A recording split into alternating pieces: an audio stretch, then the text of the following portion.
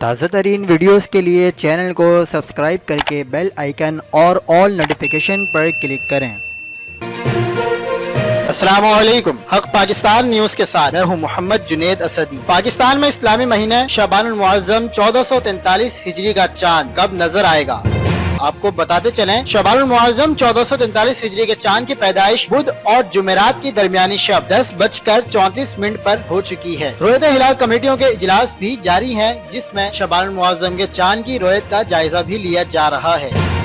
محکمہ موسمیات نے کہا ہے کہ شعبان کا چاند آج جمعرات 3 مارچ 29 رجب کو نظر آنے کے امکانات بہت کم ہیں۔ ماہرین فلکیات کے مطابق چاند کی کم عمری اور کم روشن حصے کی وجہ سے پاکستان، انڈیا اور بنگلہ دیش سمیت اکثر دنیا میں آج جمعرات 3 مارچ کو خالی آنکھ سے چاند نظر آنے کا امکان بہت کم ہے، جبکہ جمعہ 4 مارچ کو تقریباً پوری آباد دنیا میں چاند نظر آئے گا۔ اس لحاظ سے پاکستان میں یکم شعبان المعظم 1443 ہجری ہفتہ 5 مارچ کو ہونی چاہیے، جبکہ 15 شعبان المعظم یعنی شب برات 18 مارچ 2022 یعنی جمعے کی شام کو ہوگی۔